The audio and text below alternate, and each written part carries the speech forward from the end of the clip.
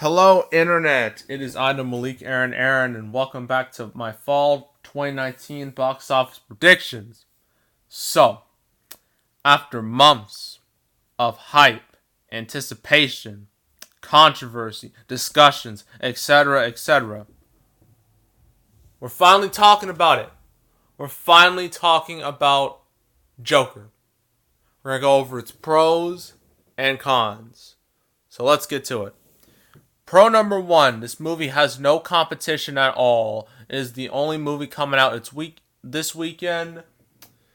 Um, it's gonna be the type of situation where the one movie is going to dominate over the entire market, and the reason why is because second pro, this movie has been getting intense, and I do mean intense levels of interest. It's easily one of the most talked about movies of 2019. About, I wouldn't say on par, but in the same realm as movies like Endgame, Alita, and yes, even Captain Marvel. I know I'm not a fan of that movie either, but you have to admit a lot of people talked about it, even if it wasn't in a positive light. But still, you can't deny that it got a lot of people talking. So that's good for the movie. The trailers, like the thing is, when this movie was first announced a couple years ago, many people, including me, were a bit skeptical on the idea. We were like, wait a minute, a Joker movie without Batman, a Joker movie by himself? Like, I don't know how that's gonna work. And then you got the director, and you're just like, wait a minute, you got the guy who made the three Hangover movies? That's such a strange choice. I don't know if this is gonna work. But once that first trailer dropped, everyone took notice. Everyone saw it, and I'm pretty sure a decent amount of people, including me, looked at it and said, I'm gonna see this movie. This looks like something I want to see. Right? And then after that first trailer, it just kind of snowballed. The hype grew, and also, not just the hype, but the using air quotes, controversy grew. But the thing about controversy is this is the fourth pro. Um, actually, no, which one did it?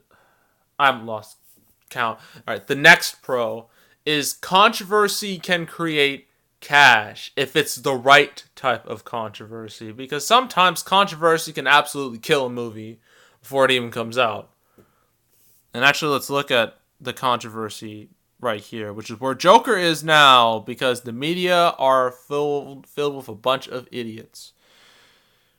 Movies, like Passion of the Christ, Da Vinci Code, Day After Tomorrow, True Lies, Ghostbusters 2016. That's an example of controversy killing a movie right there. Wolf, a great example of controversy benefiting a movie. Wolf of Wall Street.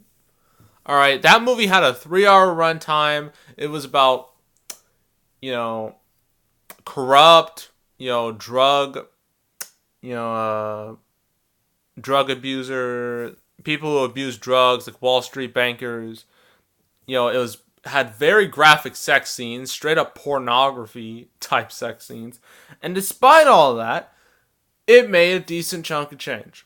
So, the same with Passion of the Christ, with all the controversy surrounding it, it only fueled the movie. It ended up being the biggest rated R film ever in the States.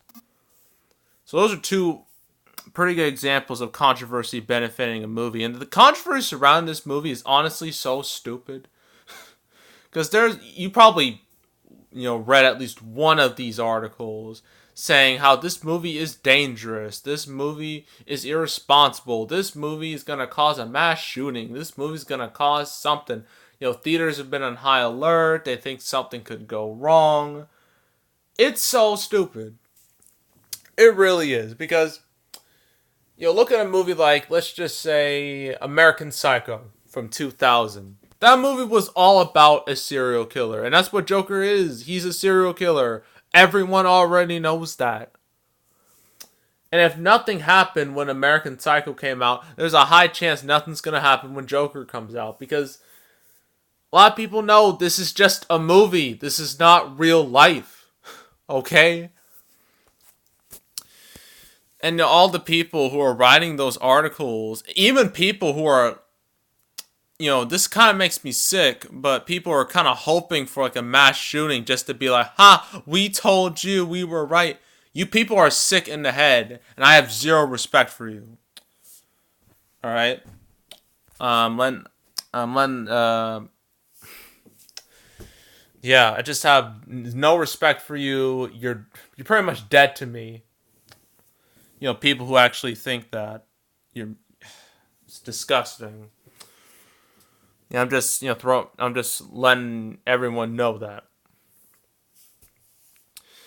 And fifth pro, I don't even know how many pros there are at this point, but next pro, this movie is one of, how do I describe it? It's not your average comic book film, okay? It's not your standard cookie cutter type superhero movie like your average Marvel movie, right? It is not that at all. It's not a family friendly PG-13. No, this movie is hard R, and it shows it, and it is proud of it. It's not like Deadpool, which Deadpool was more of like an action comedy, and it's not quite like Logan. Logan wasn't as quite as mature as this, but this is like legit mature movie. This is not a movie for kids. This is an adult film only. And the thing is also like the way this movie is, looks and how it's being presented. It's being presented less like a superhero movie and more like a prestige pick. And I think that it's going to lead to a lot of people who don't really know the Joker very well, who aren't into the comics. They look at the trailer for this movie and be like, "Oh, this looks really interesting. I kind of want to see that." Yeah, those are all the pros. Cons, there are really no cons at this point. I think it's just sky's the limit at this point.